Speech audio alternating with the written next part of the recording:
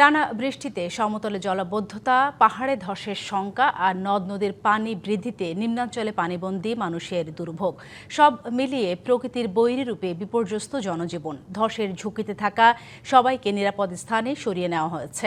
আশ্রয় কেন্দ্রে তাদের খাবার ও সুপেয় পানি দিয়ে সহায়তা করছে প্রশাসন।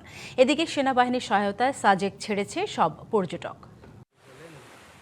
টানা বৃষ্টিতে সমতল থেকে পাহাড় দেশের বিস্তীর্ণ জনপদ এখন পানির দখলে। কোথাও জলাবদ্ধতা, কোথাও পাহাড় ধসের শঙ্কা, আবার কোথাও নদীর পানি বেড়ে দেখা দিয়েছে বন্যার শঙ্কা।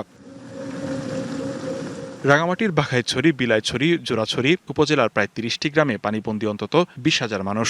এছাড়া পাহাড় ধসের সংখ্যা থাকায় ২০৪টি আশ্রয় কেন্দ্রে ঠাঁই নিয়েছেন ৪,০০০-এর বেশি মানুষ। অন্যদিকে সাজেকে আটকা পড়া প্রায় সব পর্যটককে সেনাবাহিনীর সহায়তায় নেওয়া হয় খাগড়াছড়িতে।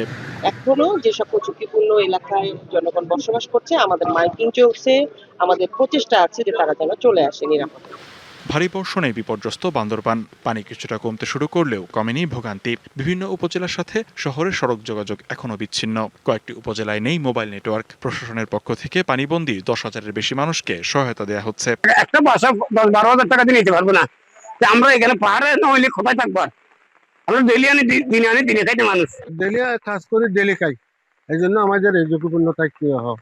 খাগড়াছড়ির দীঘিনালায় পরিস্থিতি কিছুটা স্বাভাবিক হতে শুরু করেছে। তবে মেরুং ইউনিয়নে এখনো পানিবন্দী কয়েক হাজার পরিবার। সক্রিয় মৌসুমী বায়ুর প্রভাবে কক্সবাজারে ভারী বর্ষণ অব্যাহত। পাহাড়ি ঢল ও সামুদ্রিক জোয়ারে জেলার অন্তত ৩৫টি ইউনিয়নে পানি ঢুকেছে। বেড়েছে পাহাড় ধসের ঝুঁকি।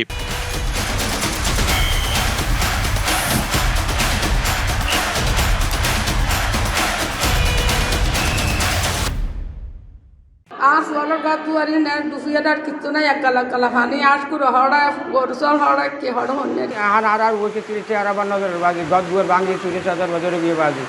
চট্টগ্রামে পানিবন্দী অন্তত ৪.৫ লাখ মানুষ। সবচেয়ে বেশি ক্ষতিগ্রস্ত সাতকানিয়া। এই উপজেলায় প্রায় ৭০% এলাকা এখনো পানির নিচে।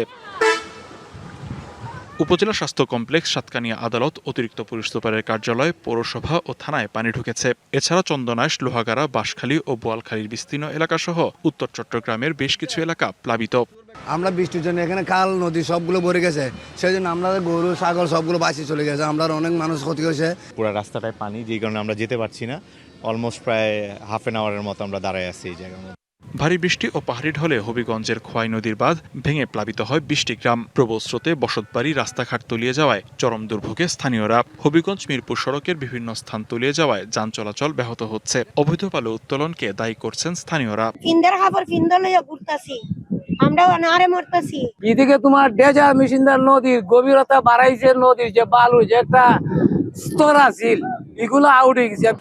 মৌলভীবাজারের রাজনগরে মনু নদীর পানি বিপদসীমার উপর দিয়ে প্রবাহিত হওয়ায় প্রতিরক্ষা বাঁধের একাধিক ঝুঁকিপূর্ণ স্থান উপচে লোকালয়ে পানি ঢুকছে। এতে নদী তীরবর্তী বিভিন্ন গ্রামের কয়েক হাজার মানুষ পানিবন্দী। এদিকে কমলগঞ্জ উপজেলার ধলাই নদীর পানি কমতে শুরু করেছে। সিলেটে কুশিয়ারা ছাড়া জেলার প্রায় সব নদ নদীর পানি কমেছে। Bhowmik, DBC news desk.